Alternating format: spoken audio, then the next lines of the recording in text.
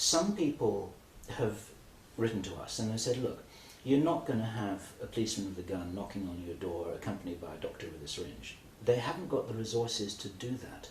How actually could they enforce it if they wanted to? How could it happen? What would be the sanctions which they have? Well, the French government released or circulated to the heads of departments an internal document of 19 pages which outlined quite clearly their method. And this is what I assume is happening in every country. They're going to set up vaccine centres that are outside hospitals and GPs. Some of these are going to be secure. People are going to be told to go there first of their own free will, and then they're going to receive calls, whatever, telling them to appear at a certain time. Then those people who do not come are going to eventually be collected and forced to go there. Do the resources exist to actually do that? Because you're talking about transporting and enforcing and rounding up and making contact with hundreds of thousands of people, and possibly many more than that. Absolutely. If so many people refuse, it will be impossible. But if they are assuming that the vast majority of people will either go of their free will, or when they get the call from, say, a police authority telling them to appear, or the notification, they will go reluctantly, but they will still obey that call. And the number of people who will actually refuse to go and stay at home when they're informed it's a criminal offence not to go will be very small, and it will be a criminal offence not to go. However, if it turns out that hundreds of thousands of millions refuse to go, then they cannot carry it through.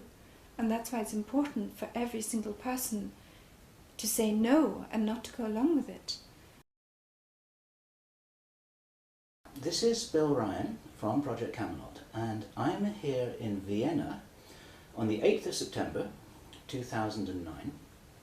I happen to be in Vienna because I just returned from a conference in Poland, and I have just met Jane Bürgermeister, who up until now has been a figure shrouded in mystery. And it's my great pleasure to introduce you visually to the world here by being the first person in the internet community to have made a trail to find out, and here I'm going to make a joke, whether you really exist or not, and I can demonstrate to everyone that you truly do. What, may I ask, Jane, was your response when you realised that you had an opportunity to basically to give a message to the world on camera, which is what I want to support you in being able to do? Well, thank you, Bill, for, as I say, taking the trouble to come all the way here. And it's a bit off the beaten track here in Vienna. It is, however, a significant place, as it turns out. It is the place where Baxter contaminated 72 kilos of vaccine material with the live bird flu, and so nearly triggered a global pandemic just a few months ago in February. This attempt to trigger a pandemic failed because of the alertness of people in the Czech Republic who detected it in a laboratory in biotest. However, it has now turned out that Baxter still has at least a large amount of that 72 kilos of bird flu, and we're coming to a point where we have only perhaps a few weeks until the government here in Austria and other governments around the world intend to start injecting people with so-called swine flu vaccine material, which we have every reason to fear is going to be a big hazard to our health and has been designed to be a hazard to our health, even if it isn't contaminated with the live bird flu virus, as it might well be. So my message that I want to give to people, if I can give any message, is that time is running short, that we all of us now have to recognize the scale of the threat and danger to us individually and collectively, and we need to take steps and organize to stop this mass vaccination program as soon as possible. And as we were discussing when we were just chatting before we started this video interview, you feel a tremendous sense of urgency, don't you? This is driving you right now. Well, unfortunately, we have seen how, in spite of mounting and growing protests in the USA and now in Europe, the latest polls show that 29% of the Germans are categorically going to refuse the swine flu vaccine. In spite of all that, the governments are pressing ahead relentlessly.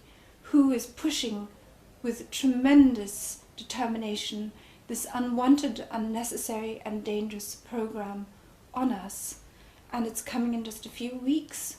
What's interesting to me is that we, like you, get reports from all over the world, and it seems that governments in every first world nation, and maybe other nations too, seem to be preparing in almost like marching in step with this thing. This is coordinated, isn't it? Absolutely, and if you look at the legal framework, they are all following the same legal framework, and it's the International Health Regulations of 2005, which give WHO, the World Health Organization based in Geneva, the power to control how governments respond to this pandemic, which WHO has itself declared. And every country has a more or less identical pandemic plan, which hands power over to the World Health Organization, which allows the World Health Organization to take over the police and the health forces. And every country will set up a crisis committee, which will determine, what vaccine centers are established, what groups are going to be targeted for vaccination, and so on. And that is the reason why it's so coordinated and synchronized, because there is a single body behind it, and this is the World Health Organization, the UN, and the people who back that, the banking cartel and family dynasty, the Rockefellers and the Rothschilds. Now, let's just back up a moment here, and for those people watching this video who don't know who you are and why we should be talking here in Vienna, can you just give a little bit of your background? The things that you shared with me personally, for instance, I didn't even know that you were at university in Edinburgh, how long you've been in Vienna, what you're doing here, and just a little bit of a bio. How did you get to this place? Sometimes you must wake up in the morning asking yourself the same question. How did you get here? Well, my dad is Austrian and my mother is from Ireland, and I was born in Switzerland. And I went to Edinburgh University, where I did English literature and language and a bit of philosophy and so on. And I came to Austria in the year 2000, and I started working here as a medical journal for or as an editor for a medical journal specializing in diabetes. And I quit that of my own free will and started writing for medical wires, Reuters Health, for the British Medical Journal, The Scientist, Nature, and so on. And so I acquired an understanding of the medical field and how to do research in this area. And then I eventually moved into renewable energy, because I believe that's a tremendous potential for humanity. Until one day, this winter, a neighbour showed me the report in a local newspaper saying that Baxter had contaminated this vaccine material, and 36 people had to go to hospital to be treated preventatively for the bird flu. And then, of course, I understood this was a tremendous threat, and that because biosafety level 3 regulations are in place in these sort of facilities, it can't have been an accident. So your experience gained as a medical journalist immediately helped you to realise that something very unusual and important had happened here. Is that right? Absolutely, Right. absolutely. And I also felt confident about doing the research into it and filing charges, which I did eventually. Because of that background, I had done quite a lot of work in that field, so I felt confident I could handle it. Okay, now, something which I do want to ask you is that many people have understandably asked the question, who is this woman and where does she come from out of nowhere? And I can resonate with that, because people say that about us, and people feel sometimes an understandable sense of territoriality. It's like, wait a minute, this is my area, or wait a minute, I've been researching this for 20 years, or where's this newcomer come from? Now, were you conscious of the fact that when you started to write about this stuff, people would be saying, who is this person? We've never heard her name before. I have to be honest and say my concern was to try and stop and publicise what I saw as a big crime and threat. I was very concerned that there was no publicity, no action being taken by the Austrian government, and that Baxter could release this material the day after. And it should have been news headlines all over the world. Absolutely. It was underwhelming, wasn't it? It was underwhelming, and that created the risk that they were just going to repeat the same maneuver and a pandemic was going to be ignited. And because I myself had come to realise that the media was totally controlled through my own experiences working in the media, I didn't make too much effort in trying to alert the newspapers. I sent a story or the pitch to the BMJ. The editor wasn't interested. I wasn't too surprised. That's the British Medical Journal. Yes, for which I have worked. The Lancet wasn't interested. I sent it to the Austrian papers, no response. Profil, an Austrian magazine, actually wrote an article whitewashing Baxter, in spite of all my information. And so, as an individual, I saw very few opportunities for halting this mechanism or truck that seemed to be hurtling towards, unleashing a pandemic. So I filed criminal charges in the hope of putting a spoke in the wheel and forcing an investigation. I'd never done that before. And did you have professional help in doing that? Because I wouldn't know how to start filing charges against anybody. Yes, to be honest, a lawyer did tell me I had to file criminal charges and where to go and sort of the basic laws. So I did get that advice.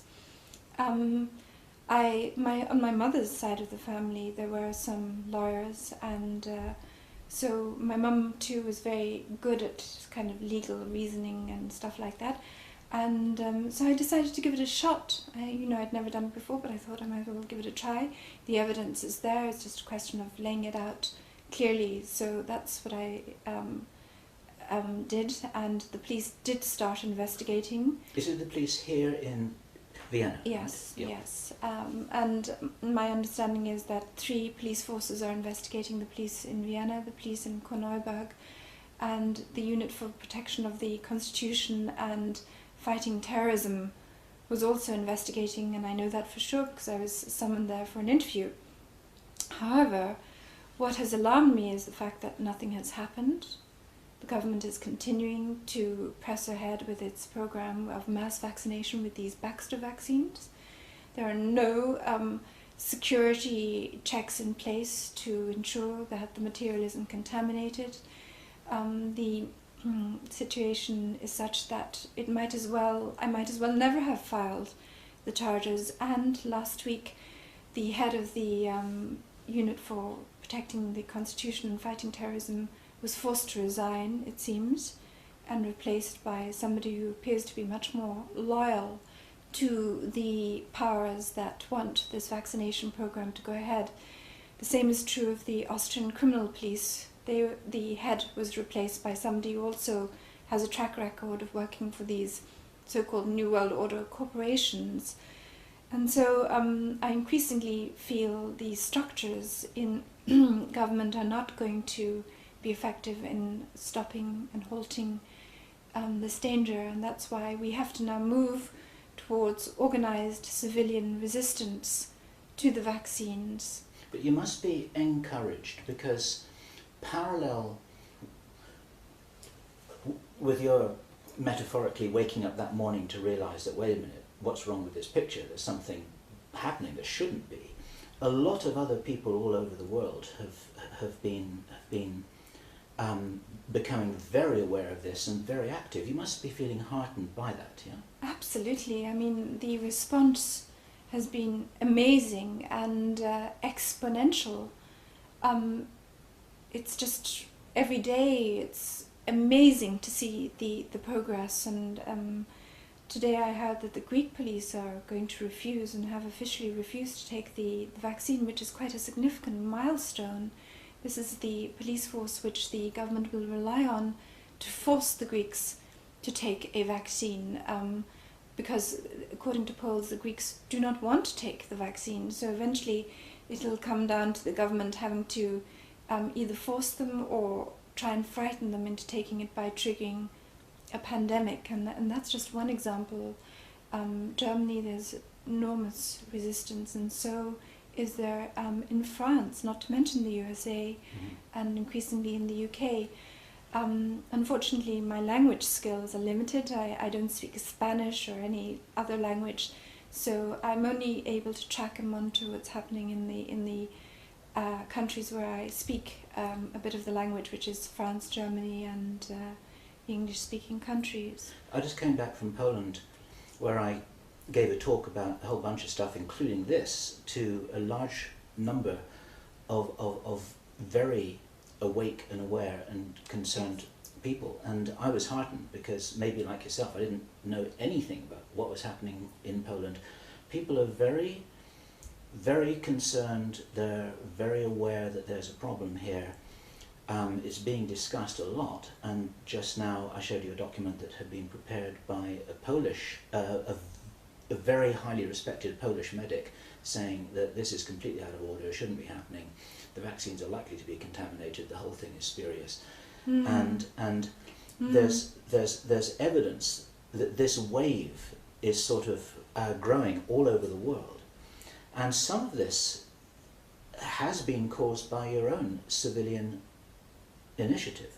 Now, just to back up a little bit, somewhere down the line, and this may seem like quite a long time ago now, you lost your job, probably because of this, didn't you? Yes, I did. I mean, to be honest, I can't even remember now when it was, but I think it was the end of June or the beginning of July. I was unceremoniously informed that I was not, the reports that I had been scheduled to write were not required, and since I'd been working there for almost 2 years without any complaint, and no reason was given, it was clear to me that this was connected with the fact that I had filed these criminal charges. And I also went to the US Embassy here in Vienna and filed charges with the FBI. In part it was a symbolic gesture, because the reputation of the FBI is perhaps not the greatest, but those charges that you filed, was it with the FBI or against the FBI? No, with the FBI. So basically asking the FBI to investigate? Yes. And you filed them at the American Embassy in Vienna? Yes. Okay. Now, some people in America have tried to follow the paper trail and said that they couldn't find any evidence that these these charges had been filed. Is it possible that they never left whatever room it was which you filed them in the American Embassy? Not really, because I even sent copies by email to actually various FBI departments, because I'm well aware in the meantime that there are within every police structure these people who are obstructing investigations. So my aim was not just to file them physically here in the US Embassy, but also to spread the word around other FBI departments throughout the USA, and I think I sent them to about 10 or 12. Okay. I was also assured by an agent working here at the US Embassy that she had sent the physical charges that I'd filed in the official post or whatever to the Washington headquarters, so that was an assurance And you I've must received. have reference numbers and records or some kind of a receipt No, or copy? to be honest, No? the FBI has not contacted me. Mhm. I rang them and they informed me that I would not necessarily get contact from them.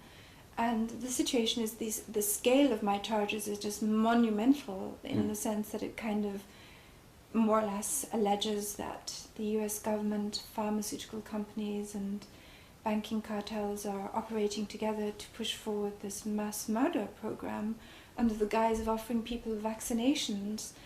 And so I would have been amazed if they'd handled it as a regular kind of complaint, you know, and given it a file number and, you know, all the rest of it.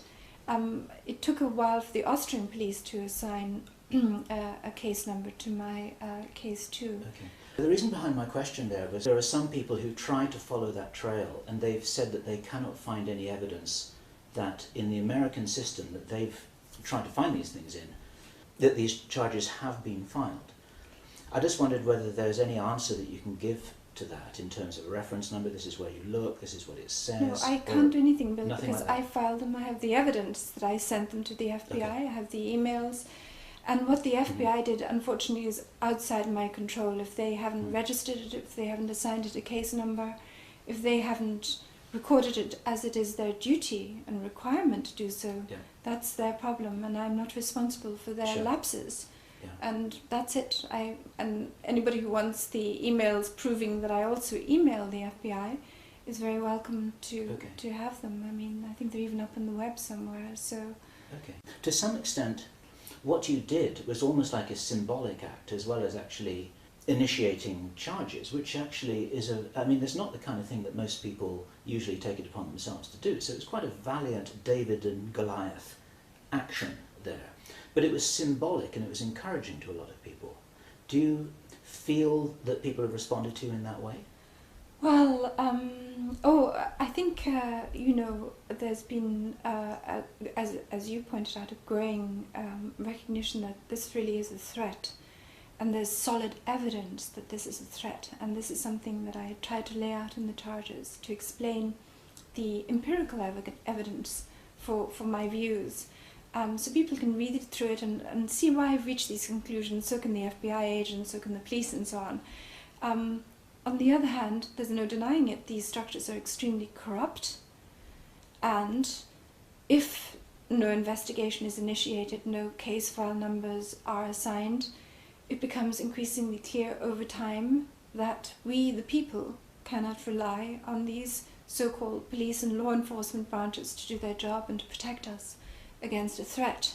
And this is what's becoming increasingly clear, is that they're not doing their job, that the evidence is handed to them, they're not, arresting the people they should be arresting, they're not stopping the whole infrastructure for this mass vaccination program in spite of the dangers. So at this point, people are realizing that the justice system, the law enforcement system, has nothing more to do with justice and law enforcement, and that it needs to be rebuilt and reconstituted, and indeed our entire societies need to be reconstituted on the basis of law and order, justice, the Constitution, if we're to have any hope of a future.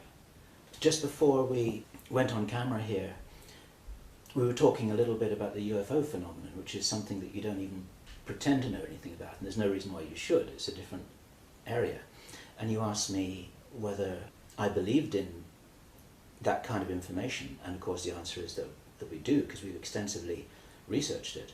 But there are parallels here, that whichever line of investigation one follows in these alternative areas, whether it's alternative health, cancer cures, free energy, the suppression of all kinds of information of government activities that have been taking place for longer than you and I have been here, you find that there is obstruction in the organisation of our governments and our military and our intelligence services. You'll find that the citizens, if you try to ask questions, you just don't get anywhere. You have to be very dogged. And then there are all kinds of psychological operations that are mounted against anyone who dares to stand up against Goliath in the way that you have done. Certainly true. I mean, I was aware of my working within the mainstream media that it is systematically controlled by a central group who have economic interests with oil and renewable energy or whatever, or suppressing renewable energy. But what was new to me was the insight into the extent to which the alternative media also seems to be controlled. And when I tried to do what I could do, which was file these charges, publicize these charges, I found myself attacked and accused of having not filed the charges, of not existing, of all kinds of lies. And the people who did it, I knew they were lying because they had the emails in their possession which showed that I'd filed, at least with the FBI, I'd done my bit. I can't be responsible for what the FBI does. So it became clear to me then that these people were actually trying to obstruct justice and obstruct the discovery and action against this program, and that they probably have been put in the alternative media long ago to direct people's attention away from the legislation which allows mass forced vaccination programs. Most people I've spoken to have never heard of it. They have no idea about the international health regulations and about the national pandemic plans that allow this. Somebody I know even wrote to the Austrian health ministry recently and inquired about this, and was told by I think a lawyer or a senior official that there was no way Austrians can be forced to take this vaccination. But this official obviously hasn't read the national pandemic plan and doesn't know about the international health regulations, which make it absolutely crystal clear that Austrians, in the event of a pandemic level 6 emergency declaration, actually have to follow the orders of the World Health Organization. And the World Health Organization can force people to take vaccinations and also to go into quarantine. So the extent of the ignorance of people about this vital legislation has astonished me. In fact, I didn't know about it till I did the research. And you would have thought that the alternative media would have been telling people about this for years, and informing them about this danger. But it seems they haven't been. It's a big knowledge gap here that has to be filled. There's a lot of items on the interest and agenda list of the alternative media, and to some degree, like any media, they react to what the big story is right now, but they have reacted, and there is a groundswell of awareness and understanding, which does seem to be reaching places that it hadn't reached a little while before. So something's definitely moving here, isn't it? Absolutely. The way I see it, in spite of the obstacles, in spite of all these obstructions, the word has got out with phenomenal, unbelievable speed, which I would never have believed was possible in a million years. It's just been a miraculous kind of almost inexplicable form of communication, to my mind, which has taken place, If we see this as a game, and I don't use that word in a trivial sense, if you see this as a game, how is the game set up now? What do you think the moves in the game are likely to be?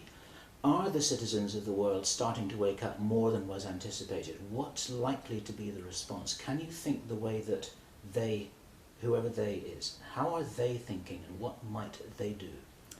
Well, I believe that the speed of the awakening has taken these people by surprise and is making them extremely nervous and worried. And they have put in place this plan for the collapse of the economy, in parallel or in synchronization, this mass vaccination program, which is designed to kill or injure a large number of people. Then I think they have plans for famines and wars and various other things, and for moving countries under the control of the World Health Organization and the UN, which indeed would be the result of this pandemic declaration of one world government. I don't believe that they are very flexible and can see any way to back down now. So I think they're pressing ahead. They're even accelerating their efforts to get this vaccine into the population by stealth and secrecy. I think they're going to try and trigger a pandemic by whatever means they can in the next few days, weeks. They're going to be putting it up in schools, as well as injecting it into people. There was an incident in a Swiss train where vials of so-called swine flu that was supposed to be being transported to the National Flu Centre exploded on a Swiss train. Was that avian flu or swine flu? That was swine flu, yes, okay. in April. So we have some glimpse of the methods that they're willing to use to spread disease. A very, very curious incident why it was being transported on the train at all. And by accelerating this pandemic, by making it ever more virulent, they hope to panic people into taking the vaccine, which will make it truly disastrous and justify forced mass vaccinations. And I think they hope that the hierarchical structures and the habit of obedience will be sufficient in the panic and confusion that ensues to see them through this. That's what I think they hope and believe. The habit of obedience, I love that term. Unfortunately, we all of us have to examine ourselves at this point and ask how far have we internalized a habit of deference and obedience that is really not justified and needs to be. We need to regain our sense of our own judgment and reliance on our own judgment and our willingness to stand up against patently corrupt and criminal authorities and refuse to go along with it. And that's why I'm now thinking that what we need is actually a kind of organized, peaceful revolution so that we can finally take back our governments, restore our legal systems and our constitutions, and rebuild our economies, our health system and our education system, and put these people who are responsible for this in jail once and for all, so that they cannot continue doing this damage to us. Even here in Austria, I think the word is spreading and people are going to refuse. It'll be interesting to see how it works out. I mean, my hope would be that the movement reaches the point where the non-violent refusal will be more than enough to destroy and shatter this plan. Some people have written to us and they said, look, you're not going to have a policeman with a gun knocking on your door accompanied by a doctor with a syringe. They haven't got the resources to do that. How actually could they enforce it if they wanted to? How could it happen? What would be the sanctions which they have? Well, the French government released or circulated to the heads of departments an internal document of 19 pages which outlined quite clearly their method. And this is what I assume is happening in every country. They're going to set up vaccine centres that are outside hospitals and GPs. Some of these are going to be secure. People are going to be told to go there first of their own free will, and then they're going to receive calls, whatever, telling them to appear at a certain time. Then those people who do not come are going to eventually be collected and forced to go there. Do the resources exist to actually do that? Because you're talking about transporting and enforcing and rounding up and making contact with hundreds of thousands of people and possibly many more than that. Absolutely. If so many people refuse, it will be impossible. But they are assuming that the vast majority of people will either go of their free will, or when they get the call from, say, a police authority telling them to appear, or the notification, they will go reluctantly, but they will still obey that call. And the number of people who will actually refuse to go and stay at home when they're informed it's a criminal offence not to go will be very small, and it will be a criminal offence not to go. So they're assuming that the vast majority of people, when they get a call out of the blue, as is planned in Switzerland, that the police go through the registry of people who live in a canton, ring them up and tell them to go to the vaccine centres, that most will do it. And that there will be actually very few that need to be collected by the police. I think they have special pandemic police task forces there. They won't be counting too much on the regular police to do this. And they anticipate, I think, that they can go around and collect those people.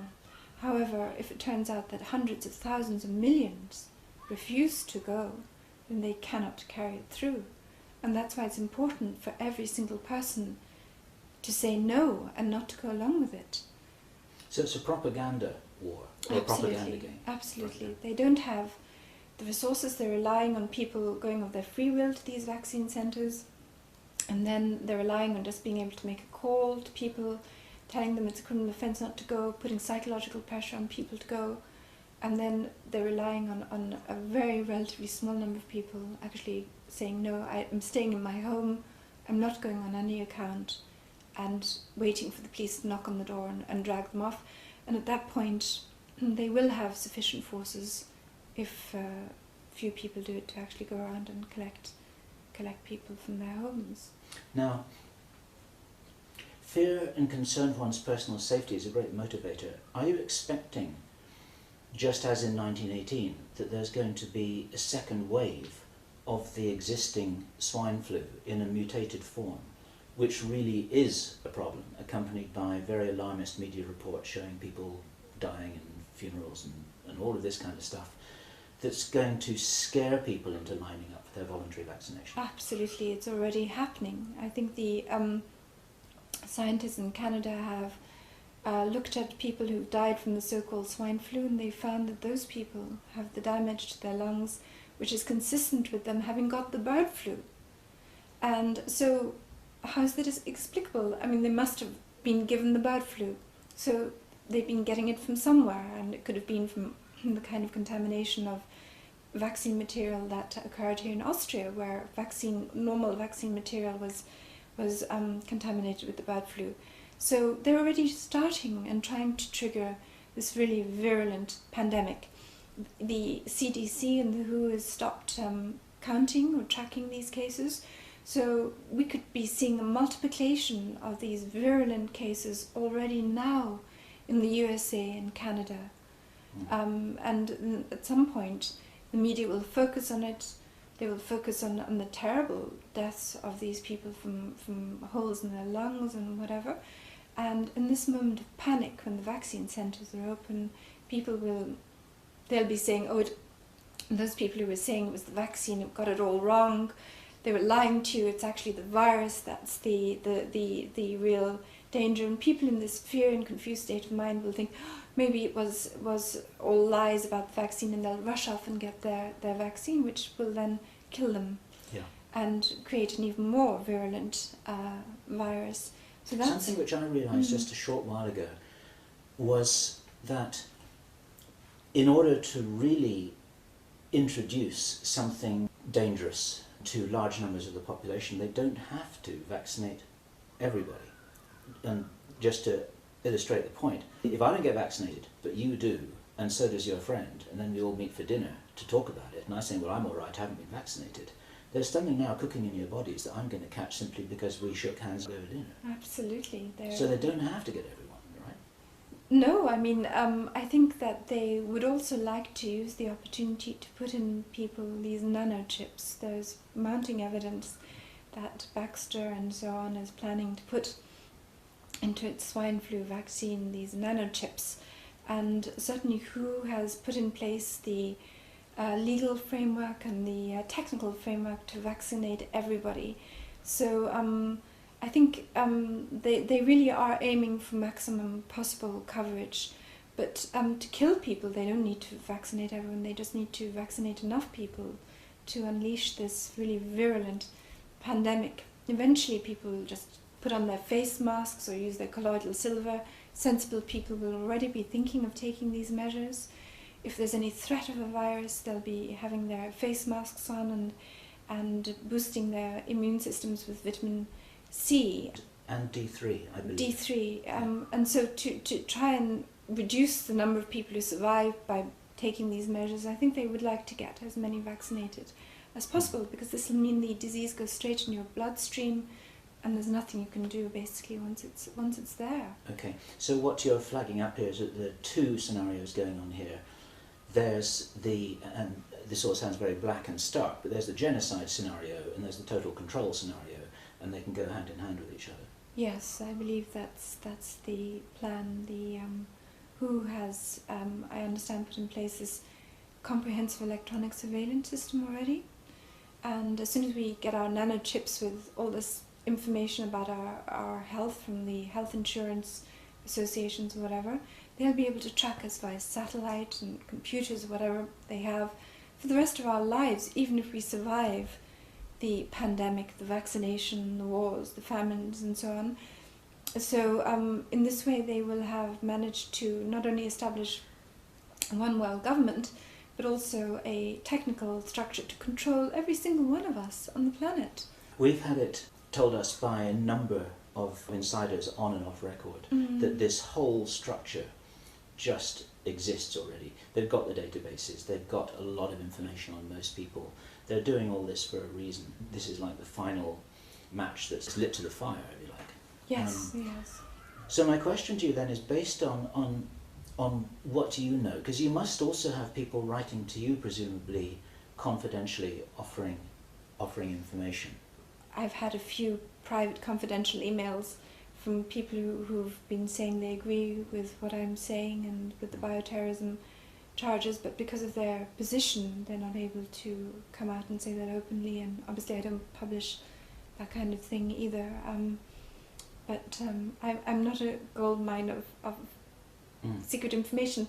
The thing is, it's all out there. It's all out there if you just read the pandemic plans, you read the international health regulations and so on. The reason why people are mystified is because the mainstream media consistently deflects attention from these key crucial facts or put a spin on them which misleads people about what their nature like, saying this pandemic is natural and caused by pigs when it's never been found in pigs. It's not new. The swine flu, according to the New England Journal of Medicine, has been there was an article documenting cases of it in people since 2005, 2009. Wasn't spreading, wasn't lethal. It's the mainstream media is what's really mystifying, misleading people, and all I'm doing is looking at the facts behind the media and bringing them together into relationships so that people can see the bigger pattern. That's it. What's the time scale, do you think, from here? This is the 8th of September, and we'll get this out in the next few days if I possibly can do, because time is of the essence. What do you think is going to happen as we roll on towards the new year? Well, I think these few weeks are crucial to our humanity. I believe all the plans are in place to start these vaccination centres from October, and indeed people are going to be offered time off work in cities like Boston, 2 hours, I think, unpaid leave to go and get their swine flu jab. Kids are going to be offered it free or whatever, so everything's going to be done at first to persuade people to take this vaccine. And this already, we have to stop that. We have to make sure the protest is significantly large, that these vaccine centres do not start injecting children, the gullible, the uninformed, whatever, with disease which can then be transmitted to other children sitting in schools, to their parents, and then to the colleagues at work. It's a perfect place to spread it all in schools. Absolutely. Unfortunately, in the army is another place. The soldiers are very vulnerable. They seem to be the first ones as well to get these mass forced vaccinations. So we don't have a minute to lose. It's going to be too late when the calls finally come through, the forced vaccinations demands come through, barring a miracle. So far they haven't managed to spark the virulent pandemic they hoped to. In April, I think they really hoped that they had set free a virus that was going to mutate and become very virulent, and they didn't manage it, and maybe they won't manage it this time either. But the more people they vaccinate, the greater the chances are that they really will spark a lethal pandemic. Bear in mind, Baxter, 72 kilos of live bird flu virus is still in the company's possession and could be put into the vaccines here. And if every Austrian or every third or second Austrian gets it, it spreads rapidly to Germany, to Czech Republic, to Slovenia, to Poland, and will kill many, many people. Well, it spreads almost instantly nowadays in these days of modern travel. I mean, in 1918, people were travelling by steamships, and this is rather different now. Yes, and particularly because of schools and workplaces and so on. So I think we don't have that much time. I think they want to or reckoning with being able to move towards forced vaccinations towards the end of the year, maybe kind of, gradually from November, December, January. But I think we have to stop even the voluntary mass vaccinations starting from October. So, what's your message to people here? Because some people will be watching this thinking, right, I'm going to get my colloidal silver and everything else, and I'm not going to be vaccinated, and thanks for the information. But is that enough? Well, I personally believe it isn't, because we're in a situation here where even if you have your colloidal silver and your face mask, your neighbour might get vaccinated, or you might be in contact with somebody at work. So it's in the interest of everybody to try and stick together and do things like protest outside the vaccine centres, protest to make sure schools stay closed. There's no reason to keep them open, or if kids have to go to these schools, they should be given face masks and other sensible measures to protect them in school from these viruses. So I believe that we should all be looking out for each other, because ultimately we're looking out for our own interests when we stop this pandemic from being ignited and gathering speed.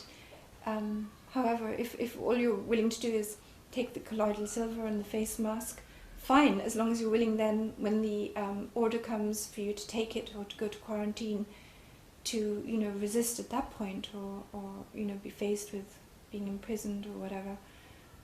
At that point, I would suggest it's getting a little bit late.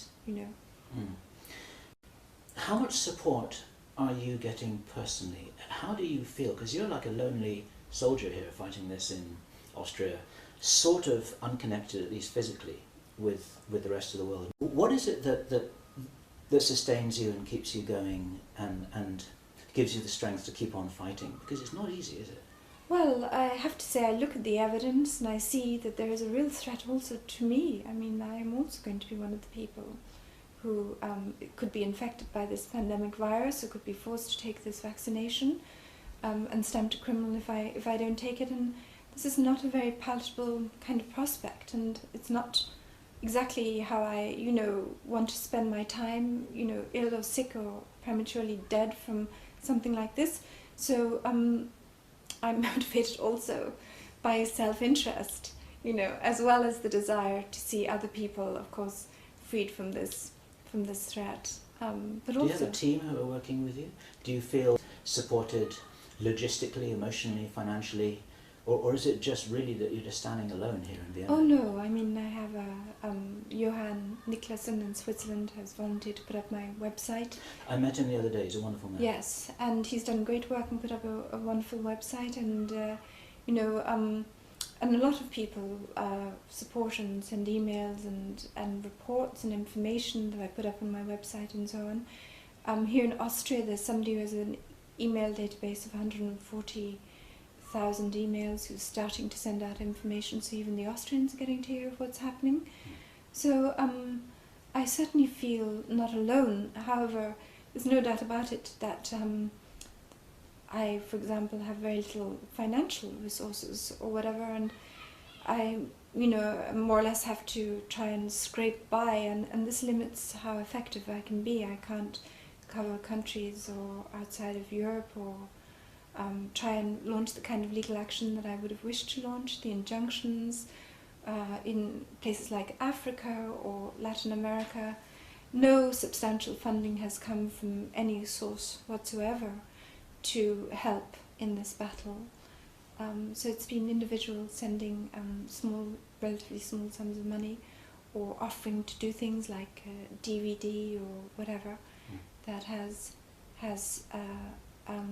nevertheless been very, very important. And you're personally contactable. If there's anyone watching this now who's able to offer material support, in a position to do that, they can reach you through your website, right? Yeah, so they can just find my email address. I am certainly very visible, I think, for anybody who wants to actually, contact me. But so far there has been no foundation or wealthy person or anything like that who has offered support. And I'm not even saying they need to offer me personal support, but there's been no major support for any injunctions or any kind of these legal actions or for the movement as a whole. It really is a grassroots movement, and that's a heartening thing to see that it has become very strong in spite of the fact there has been very little support. Well, your work is an inspiration to many others, may I say. I think this really is a David and Goliath example that you've given a lot of people here. Are you hopeful? Are you optimistic? Or are you depressed about the whole thing, thinking, my God, we're all about to be wiped out here? Or do you think that it's just something which is going to work out well, but we've got to do a lot of work between now and then? Well, my heart tells me, without any doubt, this is going to work out well for humanity. My mind looks at the evidence and I get worried. And, unfortunately, I think we all have to play our role. It will depend on every single person now. The structures in government have failed us. They are against us. They're actually turning against us to try and destroy us. And it really is up to every single individual now to stand up, say no, and organize to remove these structures once and for all and open the way for us, every single person, to have a new future of dignity, of freedom, where we can enjoy lives free of stress, free of worry, as we are meant to enjoy our lives, and open the way for the next generation to have a proper, healthy opportunities, sensible working conditions, good education systems, and for humanity to begin a new era free of these monstrous plots against us. Jane Bürgermeister, thank you so much. Thank you, Bill. It's a good one. Okay. Okay, well done. Yeah, that was as good as I could have ever hoped it to be. I Okay. felt that. How did you feel? Yeah, I also felt it went very well. So it all seemed to have been okay, Bill. Oh yeah, it's a rousing speech, everything's fine, the battery worked. You can... I can't show you what you look like. I hope I look okay. You look actually really quite fine. I have a second opinion here. Will you confirm, as a disinterested observer? Well, because I don't often Wow. look so good on camera. It looks nice, doesn't it? No, very nice, Jane. No, I That can't looks nice. bear to look. No, But at no, the end of the day, absolutely good. vanity cannot play a role. Unfortunately, the YouTube video has to go on looking as I look, Bill. That's the fact. And I know that problem. But how you speak is heart-touching. Yes, but I look bad. Do I have dark lines No, and... No, you not don't. at all. Actually, you not at all. don't. Actually, you don't. You look really beautiful. No, no, usually it works okay no, if very I... beautiful. If I look better on video than I do usually on. No. But I can't concern myself with that, to be honest. I have to accept that whatever way I look, Only woman can say how another woman looks beautiful. Well, I'm not I'll going just to leave look the at the room. video. One will always say. To be honest, I don't look at the video, and I realise I have to try and look okay. I hope you're not still filming all of this, Bill. Just in case there are any outtakes. But sometimes I just get a freeze frame or a little quote. Okay. But don't worry, we're not going But to do anything at against the it. same time, I'm aware that I have to try and present a good image. I do my best, and if it looks terrible, there's nothing I can do, Yeah. Well, the way that it's worked for us is because we're so obviously human. People actually trust us. We had this wonderful joke, which was actually a serious email that we got from somebody about a year ago, who said, I used to think that you were working for the CIA, but your videos are so unprofessional that now I know that you can't possibly be, otherwise they'd be a lot better quality. They'd buy you more clothes, they'd buy you a different t-shirt, So there's something That's probably, yeah. that helps about looking like an ordinary citizen, Okay. as opposed to some kind of star putting on a polished performance with your auto Yes. cue here and all this kind of Yes, stuff. It's like, okay. forget it, we're people. And that's the message.